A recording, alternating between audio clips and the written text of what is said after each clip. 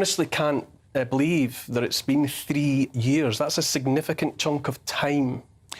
It is. It's, in a way, the time bends, that it's been a really long time, but it's felt like at moments it's just flashed past. But so much has changed, the world before lockdowns and post-lockdowns, and now we're seeing right now, aren't we, Neil, in the contemporary landscape, how just kind of cavalier attitudes towards freedom of speech, rights to protest, even where people can smoke now or not outside places. You'd have thought that so much is exposed now in terms of the way it's so blatant, the way our rights and freedoms are being infringed, and yet that's not triggering the necessary movement. Well, I think what happens is things get couched in words that sound like they're very concerning. So it's for your health. You know, everyone knows smoking's bad for you, so that we're just doing this. Or it's for your safety, or it's to prevent, you know, rioting. And, you know, what reasonable person could disagree with that?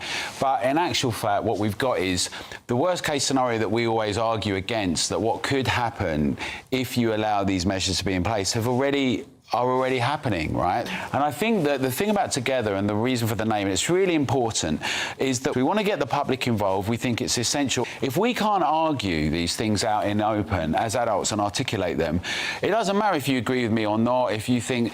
the problem is we're all going to be silenced, and we're all going to be limited and suffocated, and that is the mortal concern for freedom. Jasmine, we're told, we're sort of preached at, really, that...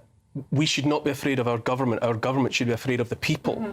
But it very much feels as though increasingly people are being somehow tricked, at least, into fear, into being afraid of the state. Yes, absolutely. And this is what we were saying earlier, that actually we are the majority. We, those who are thinking, those who are wondering and complaining and asking, we are the majority. And they should be afraid. And all we need to do is to withdraw our consent, to say no and keep saying no.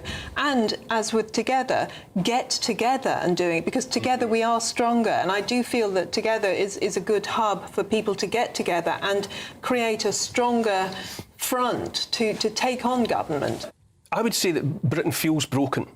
But and people are definitely at each other's throats, group against group, black against white against brown, Christian against Muslim against Jew, and all of the rest of it. But I don't believe that has happened organically. I think it has been fomented. I think people are being set against people because that febrile atmosphere, it works in the favour of those who would impose more restrictions and tighten the leash. Well, I think it's a big problem what we've got with identity politics and identitarianism. I do think the danger is that there's a reaction and then another reaction where people become tribalist. But I think we need to set some things out. I think in a sovereign nation state, we've got to be able to have free speech. You've got to be able to have a criticism of whether you're pro-migration or against it, for what reasons. You've got to talk about resources.